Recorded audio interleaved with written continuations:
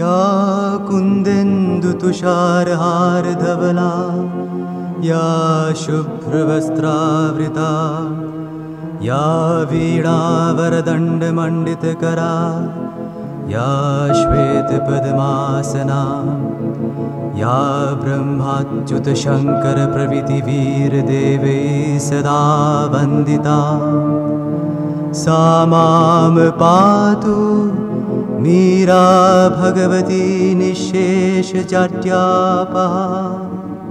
ॐ सर्वगणे सर्ववरदे सर्वदुष्टभयङ्करी सर्वदुःखहरे देवी महामीरा नमोऽस्तुते।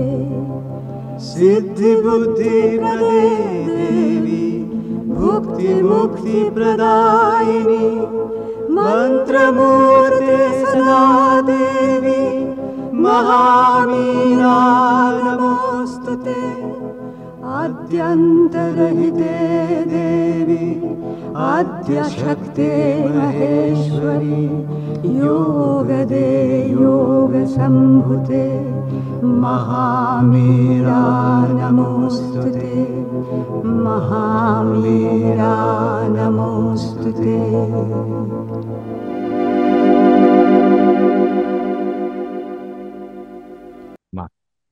आमे आज पढ़िबा दिव्य समाचार श्रीमा श्रीरविंद्र सह गठित 247 सत्य कहानी पर आधारित ये पुस्तकटी। मूल रचना होची श्याम कुमारींकर, ओडिया रूपांतर करछन्ती ध्रुवचरण होता। 109 पेज। से अभिभक्त होइथिले दुई जण घनिष्ठ सांग, सेमानंकर सांकेतिक नाम हला डी एवं बी। दुई बंधु प्रत्येक दर्शन रे निश्चित भाव रे आश्रम आसंती। एथिरे टिके हेले दुई बंधु प्रत्येक दर्शन रे निश्चित भाव आश्रम आसंती। एथिरे टिके हेले कौनसी व्यतिक्रम हुए नाही।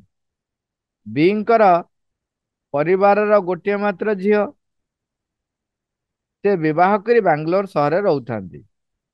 एप्रिल मास प्रारंभ रे तांकर झियो बापांको घर को आसिले। सेठाकार प्रचलित नियम है प्रथम पिलाटी तार मामू को घरे जन्म ग्रहण करिवो। गर्भावस्था जो सब साधारण असुस्थता थाए ता छड़ा तांको झियो जंडिस रोग आक्रांत होई पड़िथांती। बी तांकर साध्य मते चिकित्सा व्यवस्था कले। एप्रिल दर्शन पाखे आसुए तांको झियो बिछना रे पड़ी रही थांती, बुलाबुली मध्य करि पारुनाहांती।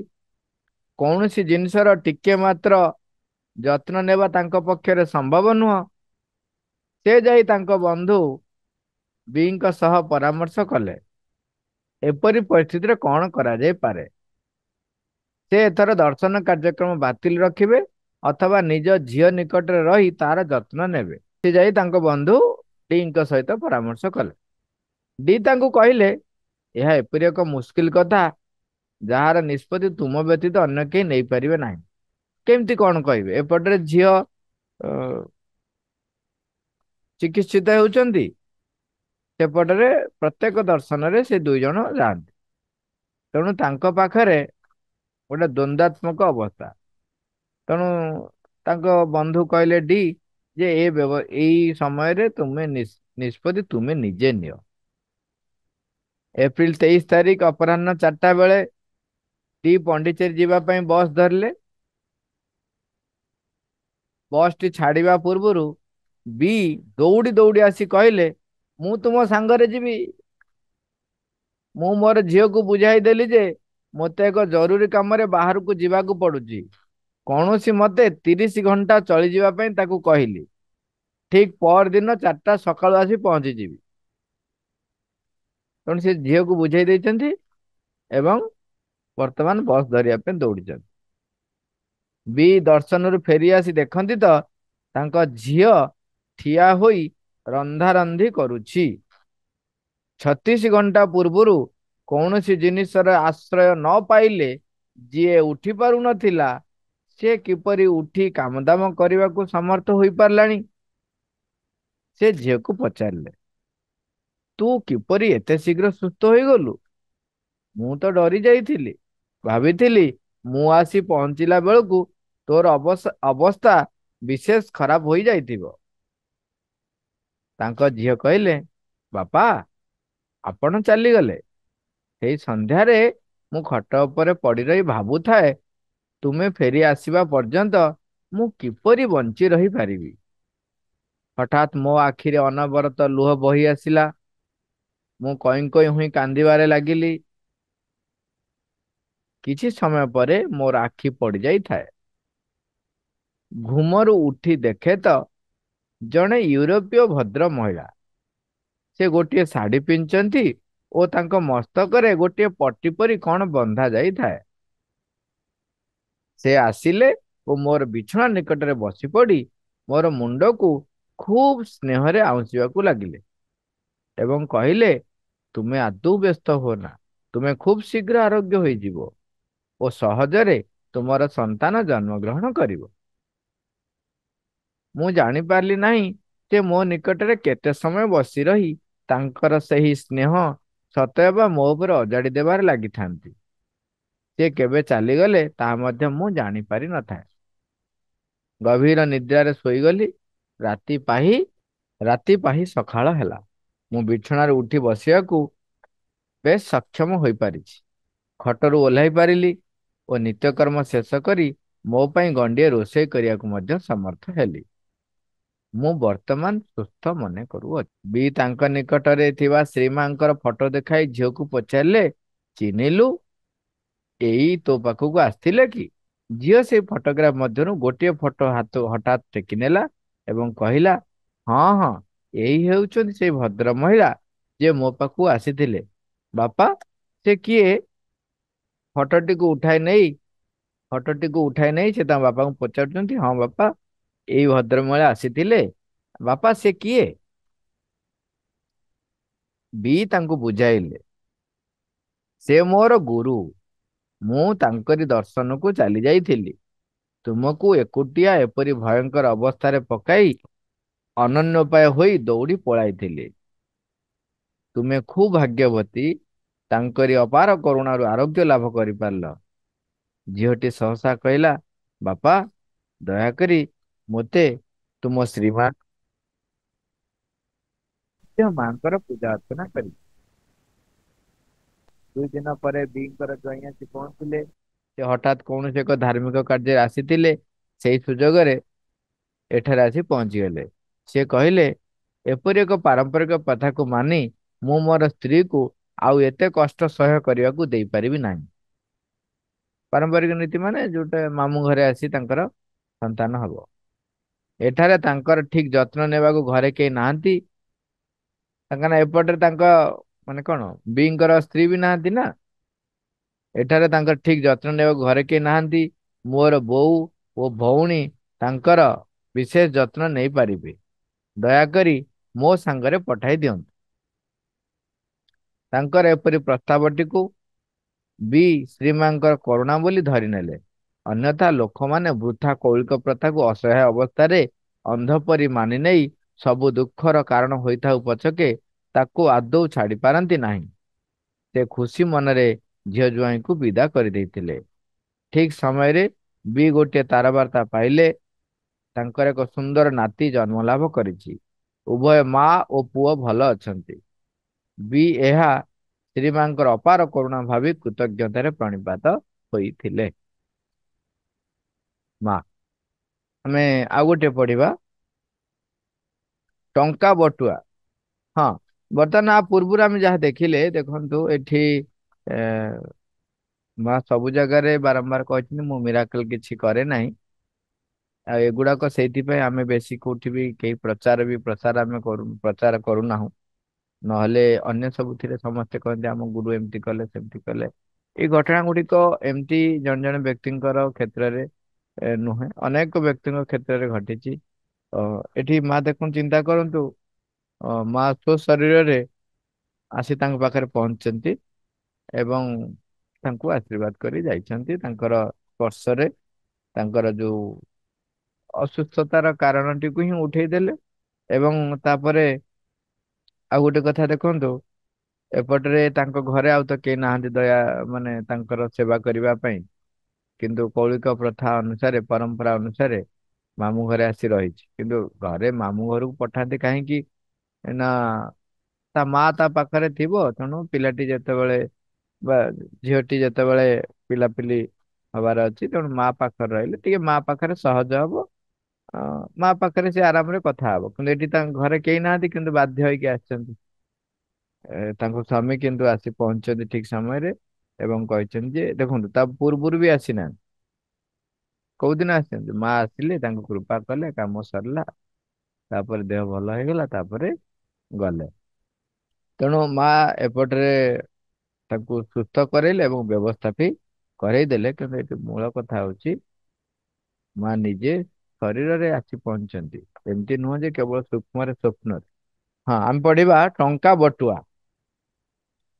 ପି ସେତେବେଳକୁ ଜଣେ ଯୁବତୀ ଘର ଛାଡି ନିଜର ପ୍ରିୟ ସ୍ୱାମୀଙ୍କୁ ଛାଡି ସେ ଆସି ଆଶ୍ରମରେ ଯୋଗଦାନ କରିଛନ୍ତି। ଶ୍ରୀଅରବିନ୍ଦ ତାଙ୍କର ଏହି ସିଦ୍ଧାନ୍ତକୁ ଅନୁମୋଦନ କରିଥିଲେ। ଦିନେ ଶ୍ରୀମା ତାଙ୍କୁ ଗୋଟିଏ ପର୍ସ ମଧ୍ୟରେ ଦୁଇଟି ନୂଆ ପଇସା ପୁରାଇ ଦେଇଥିଲେ ଏବଂ ତାଙ୍କୁ କହିଲେ ତୁମେ ଟଙ୍କା ପଇସାର ଅଭାବ ଅନୁଭବ କରିବ ନାହିଁ। ମାନେ ଗୋଟେ ପର୍ସ ଭିତରେ ଦୁଇଟି ନୂଆ ପଇସା ପୁରେଇ ଦେଇକି ତାଙ୍କୁ କହିଲେ ଯେ ତାଙ୍କୁ ଦେଇଥିଲେ ଏବଂ କହିଲେ ଯେ ତୁମେ ଟଙ୍କା ପଇସାର ଅଭାବ କେବେ ଅନୁଭବ କରିବ ନାହିଁ। ସେଇ ଦିନ ଠାରୁ ପିଙ୍କର ଖୁବ କମରେ ଯାହା ଆବଶ୍ୟକ ତାହା କେଉଁଠାରୁ କୌଣସି ମତେ ଆସିଯାଏ। ବେଳେ ବେଳେ ଅଜଣା ଜାଗାରୁ ମଧ୍ୟ ଆବଶ୍ୟକୀୟ ବସ୍ତୁ ହଠାତ୍ ଆସି ତାଙ୍କ ପାଖରେ ପହଞ୍ଚିଯାଏ। ସେ ଯେତେବେଳେ ଯାହା ଟଙ୍କା ପଇସା ଦିଅନ୍ତି ଶ୍ରୀମାଙ୍କ ପ୍ରଦତ୍ତ ସେଇ ବଟୁଆରେ ରଖିଦିଅନ୍ତି। ସବୁ ନେଇ ସେ ମାଙ୍କୁ ନିବେଦନ କରିଦିଅନ୍ତି। ଶ୍ରୀମା ତାଙ୍କୁ ପଚାରନ୍ତି ତୁମର ଏଥିରୁ କେତେ ଟଙ୍କା ଦରକାର ଏବଂ ପିଙ୍କର ଯାହା ଦରକାର ତାଙ୍କୁ ଦେଇଥାନ୍ତି। ବୁଝିପାରିଲେ ତ? ମାନେ ସେ ଯୋଉ ପର୍ସଟି ମା ଦେଇଥିଲେ ତାতে ଦୁଇଟି ନୂଆ ପଇସା ଦେଇଥିଲେ। ବର୍ତ୍ତମାନ ତାଙ୍କ ପାଖକୁ ଯାହା ଯେତେବେଳେ ପଇସା ତାଙ୍କର ଯାହା ଆସୁଛି ସେ କଣ କରନ୍ତି ସେଇ ଟଙ୍କା ବଟୁଆରେ ରଖନ୍ତି ଏବଂ ସେଇ ଟଙ୍କା ବଟୁଆକୁ ନେଇକି ମାଙ୍କ ପାଖକୁ ଯାଆନ୍ତି ମାଙ୍କୁ ଦେଇ ଦିଅନ୍ତି। ମା ତାଙ୍କୁ ପଚାରନ୍ତି ତମ ଏଥିରେ କେତେ ଟଙ୍କା ଦରକାର? ସେ ଯେତିକି ଟଙ୍କା କୁହନ୍ତି ମା ତାଙ୍କୁ ସେତିକି ଦିଅନ୍ତି। ଅନ୍ୟ ଏକ ଘଟଣା କ୍ରମରେ ଶ୍ରୀମା ତାଙ୍କୁ ପ୍ରତିଶ୍ରୁତି ଦେଇ କହିଥିଲେ ତୁମେ ଯେଉଁଠାକୁ ଯାଅ ନା କାହିଁକି ମୁଁ ସବୁବେଳେ ତୁମ ସାଙ୍ଗେ ସାଙ୍ଗେ ରହିଥିବି। ଥରେ ପି ତାଙ୍କ ପରିବାର ବର୍ଗଙ୍କୁ ଦେଖା ସାକ୍ଷାତ କରିବାକୁ ଘରକୁ ଯାଇଥାନ୍ତି। ସେ ପଣ୍ଡିଚେରୀ ଫେରିବା ସମୟରେ ବହୁ ବନ୍ଧୁବାନ୍ଧବ ସାଙ୍ଗସାଥି ତାଙ୍କୁ ଶ୍ରୀମାଙ୍କ ପାଇଁ ନୈବେଦ୍ୟ ଦେବା ଓ ଆଶ୍ରମରୁ ପ୍ରକାଶିତ ପତ୍ରିକା ଅଗ୍ନିଶିଖା ପାଇଁ ତାଙ୍କ ହାତରେ ଟଙ୍କା ପଠାଇଥିଲେ। ପି ଗୋଟେ ସୁନ୍ଦର ବଟୁଆ କିଣି ସେଥିରେ ହାରାହାରି ପ୍ରାୟ 3000 ଟଙ୍କା ପୁରାଇଲେ ଓ ତାହାକୁ ପିନ୍ଧିଥିବା ବ୍ଲାଉଜ ମଧ୍ୟରେ ଯତ୍ନରେ ରଖିଲେ। ପିଙ୍କର ଗାଡି ପଣ୍ଡିଚେରୀ ପାଖେଇ ଆସିବାରୁ ସେ ହଠାତ୍ ଗାଧୁଆଘର ଓ ପାଇଖାନାକୁ ଯାଇଥିଲେ। ପିଙ୍କର ବ୍ଲାଉଜ ମଧ୍ୟରେ ଥିବା ବଟୁଆଟି ତଳେ ପଡିଯାଇ ପାଇଖାନା ମଧ୍ୟରେ ଥିବା ଗର୍ତ୍ତ ମଧ୍ୟ ଦେଇ ଯାଇ ଚଳନ୍ତା ରେଳ ଗାଡିର ଲାଇନ ଉପରେ ପଡିଗଲା। ସେତେବେଳେ ତଳଟା ଫାଙ୍କା, ଏବେ ସବୁ ଗ୍ରୀନ ହେଇଗଲାଣି। ତେଣୁ ବର୍ତ୍ତମାନ ଯାଇ କୋଉଠି ନା ଟ୍ରେନ ଲାଇନରେ। ପି ଅବାକ ହୋଇ ପଡିଲେ। ପ୍ରାୟ 40 ବର୍ଷ ପରେ ତାଙ୍କ ନିକଟରେ ଏକାଥରକେ 3000 ଟଙ୍କା ରହିବା ପାଇଁ ଏକାଥରକେ 3000 ଟଙ୍କା ରହିବା ତାଙ୍କ ପାଇଁ ଖୁବ ଗୋଟିଏ ବଡ କଥା ଥିଲା। ଅଧିକନ୍ତୁ ତାହା ତାଙ୍କ ଟଙ୍କା ବି ନୁହେଁ, ଏହା ହେଉଛି ଶ୍ରୀମାଙ୍କ ଟଙ୍କା। ସହସା ତାଙ୍କ ମଧ୍ୟରୁ ଏକ ସ୍ୱତଃସ୍ଫୂର୍ତ୍ତ ଆବାହନ ବାହାରି ଆସିଲା ଏବଂ ଏହା ଉତ୍ତର ମଧ୍ୟ ସହସା ଘଟିଗଲା। ରେଳଗାଡି ବନ୍ଦ ହେଇଗଲା। ପି ଗାଧୁଆ ଘରୁ ପଦାକୁ ବାହାରି ଆସି ଦେଖନ୍ତି ତ ଟିକେଟ କଲେକ୍ଟର ଟିକେଟ ତଦାରଖ କରୁଛନ୍ତି। ରେଳଗାଡି ରହିବା ମାତ୍ରେ ଜଣେ ପୋର୍ଟର ଅର୍ଥାତ୍ ଟ୍ରେନ ମଧ୍ୟରେ ବିକ୍ରି କରୁଥିବା ଜଣେ ଲୋକ ଦୌଡ଼ି ଦୌଡ଼ି ତାଙ୍କ ଡବା ଆଡକୁ ଆସୁଥିବାର ଦେଖାଗଲା। ପି ତାଙ୍କୁ ଅନୁରୋଧ କରିବାରୁ ସେ ଯାଇ ପଡିଥିବା ବଟୁଆଟିକୁ ଖୋଜି ଆଣି ଦେଇଥିଲେ ଏବଂ ପି ତାଙ୍କୁ 50 ଟଙ୍କା ଦେଇ ପୁରସ୍କୃତ କରିଥିଲେ। ପଣ୍ଡିଚେରୀ ଫେରିଲା ପରେ ପି ଏହି ମିରାକଲ ବିଷୟ ସମସ୍ତଙ୍କୁ କହିଲେ। ତାଙ୍କ ନାତୁଣୀ ସବୁ ଶୁଣି କହିଲେ ତୁମେ ନିଜେ ଯାଇ ତୁମର ବଟୁଆ ଖୋଜିକରି ଆଣିବାର ଉଚିତ ଥିଲା। ମାଙ୍କର ଟଙ୍କାରୁ 50 ଟଙ୍କା ଦେବାର ତୁମର ଅଧିକାର ବାହାର କଥା। କଣ କହିବ କୁହ? ତାଙ୍କ ନାତୁଣୀ ଏପରିକି ସବୁ ଟଙ୍କା ଯଦି ମିଳିନଥାନ୍ତା ତେବେ ସେଥିରେ କିଛି ଜାୟଜ ନଥିଲା। ଆଉ ସବୁ ଟଙ୍କା ପାଇଁ ରସିଦ ଆମେ ଓହୋ ହଁ ସେ ଏଇ କଥା କହିଲେ। ସବୁ କଥା ଶ୍ରୀମାଙ୍କ ଆଗରେ ବର୍ଣ୍ଣନା କରାଗଲା। ଶ୍ରୀମା କହିଲେ ଖୁବ ଭଲ ହୋଇଛି, ପି ରେଳଗାଡିରୁ ଓହ୍ଲାଇ ପଡିନାହାନ୍ତି। ମାନେ ତାଙ୍କ ନାତୁଣୀ ଯୋଉ କହିଲା ତାଙ୍କୁ ଯେ ତମେ ଓହ୍ଲେଇକି ଯାଇଥିଲେ ଭଲ ହେଇଥାନ୍ତା, ମାଙ୍କ ଟଙ୍କାରୁ 50 ଟଙ୍କା ତମେ ଆଉ ଦବାକୁ ପଡିନଥାନ୍ତା। ମା କିନ୍ତୁ ସବୁ କଥା ଶୁଣି ସାରିଲା ପରେ କହୁଛନ୍ତି ଖୁବ ଭଲ ହେଇଛି, ପି ରେଳଗାଡିରୁ ଓହ୍ଲାଇ ନାହାନ୍ତି। ଏହା ତାଙ୍କ ପାଇଁ ଭୟଙ୍କର ହୋଇଥାନ୍ତା। ଏପରିକି ସବୁ ଟଙ୍କା ଯଦି ମିଳିନଥାନ୍ତା ତେବେ ବି ସେଥିରେ କିଛି ଜାୟଜ ନଥିଲା। ଆମେ ସବୁ ଟଙ୍କା ପାଇଁ ରସିଦ ପଠାଇ ଦେଇଥାନ୍ତୁ ଓ ଯେଉଁମାନେ ମାଗାଜିନ ପାଇଁ ଟଙ୍କା ଦେଇଥିଲେ ତାଙ୍କ ମାଗାଜିନ ମଧ୍ୟ ପଠାଇ ଦିଆଯାଇଥାନ୍ତା। ଅକ୍ଷୟ ମୁଣା ତାଙ୍କୁ ଦେଇଥିଲେ ନାଇଁ, ସେ ମୁଣାରେ ପଇସା ନିଅଣ୍ଟ ହବ ନାହିଁ। ଏକରେ ଦ୍ୱିତୀୟ କଥା ହେଲା ଇଏ ଯେତେବେଳେ ତାଙ୍କଠୁ ଖସି ଯାଇଛି, ସିଏ ଯୋଉ ପ୍ରାର୍ଥନା କରିଛନ୍ତି ରେଳଗାଡିଟି ଅଟକିବ। ଆମେ ଅନେକ ସମୟରେ ବେଳେ ବେଳେ କହୁ ଯେ ଏଇଟା ତାତ୍କାଳିକ, ହଉ ହଉ ହେଇଗଲା। ସାଧାରଣତଃ ସେମିତି ହୁଏନି, ହଉ ହଉ ହୋଇଯାଏ। ତୁମର ଆସ୍ପୃହା ଅନୁସାରେ ପରିବେଶ ପରିସ୍ଥିତିକୁ ସେଇଭଳି ଭାବରେ ପ୍ରସ୍ତୁତ କରାଯାଏ। ତାଙ୍କର କରୁଣା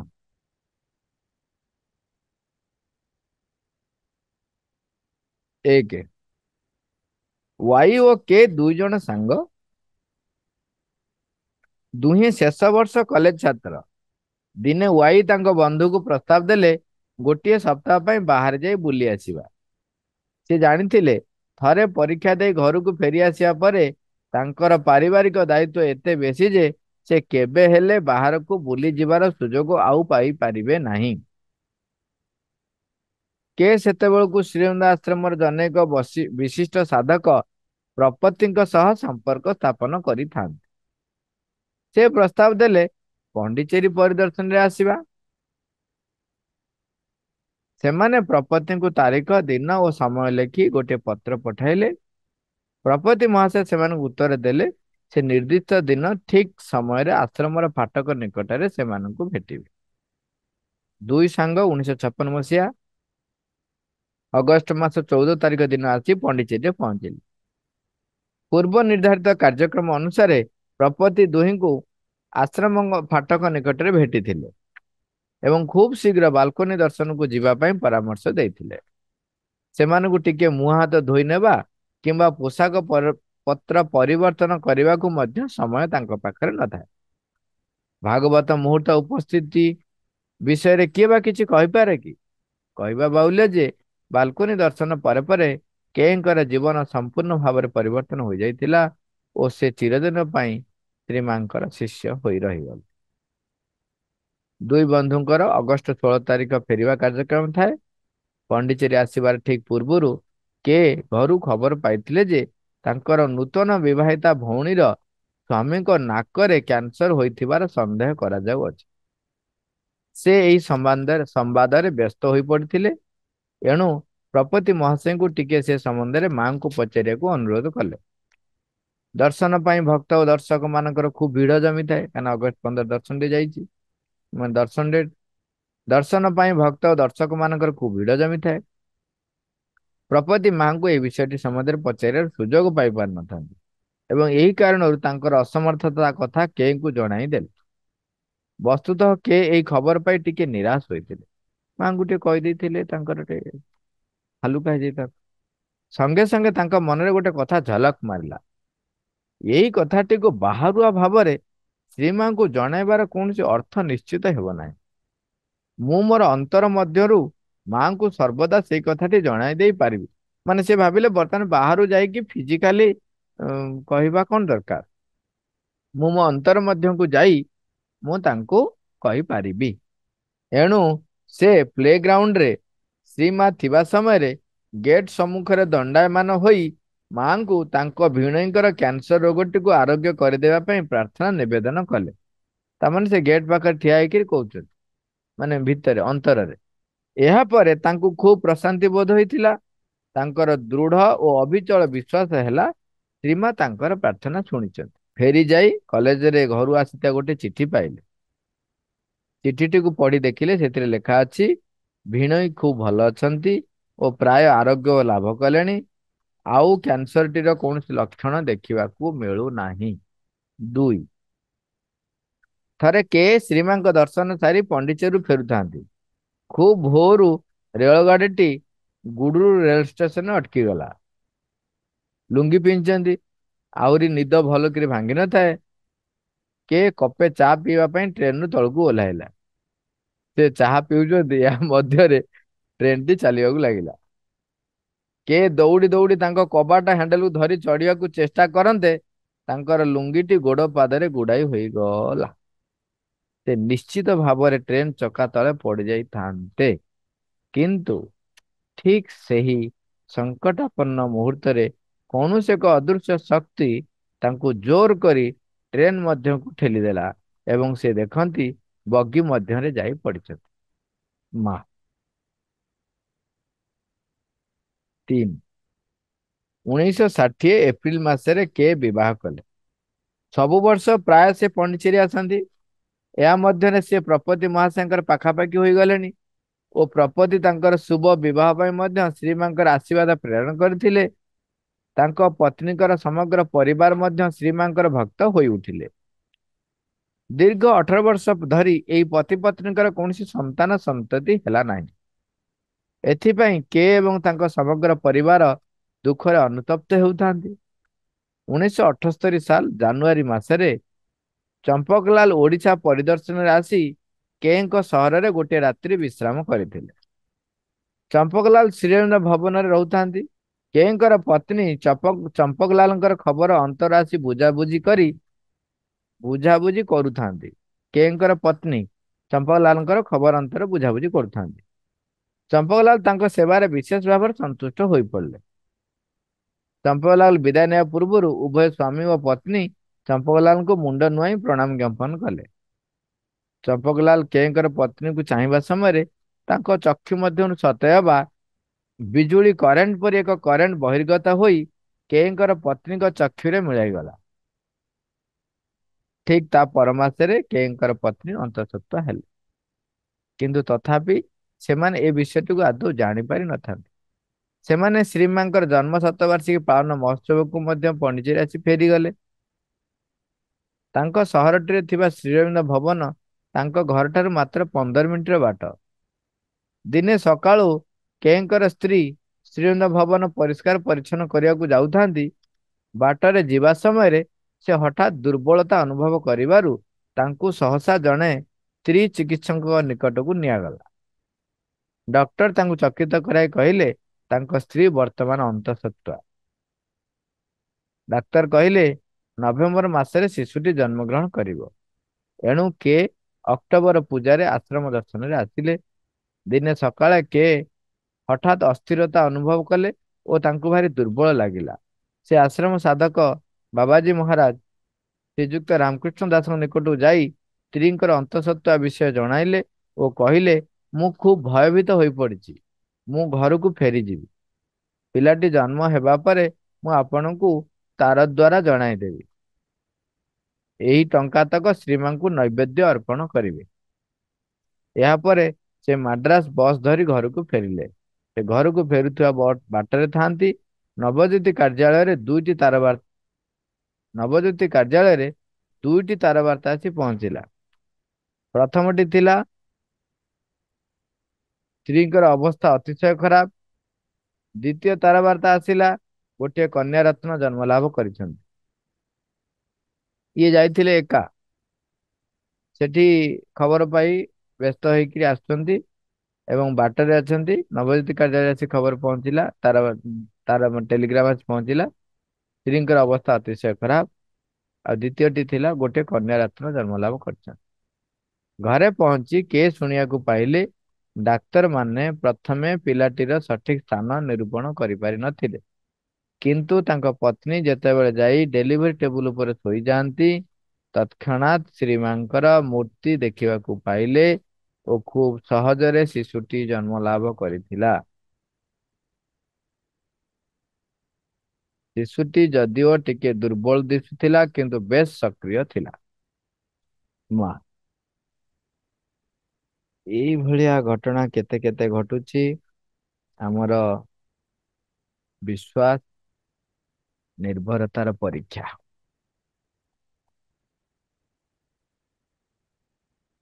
ଆମେ ମାଙ୍କୁ ଆହ୍ୱାନ କରିବା, ମା ଆମ ସହିତ ସବୁବେଳେ ଥାନ୍ତୁ, ସବୁବେଳେ ସହିତ ରହିଥାନ୍ତି। ଆମେ ତାଙ୍କୁ ଯେପରି ଅନୁଭବ କରୁ ସେଇ ପ୍ରାର୍ଥନା କରିବା। ମା ମା, ଥ୍ୟାଙ୍କ ୟୁ ଅଲ୍।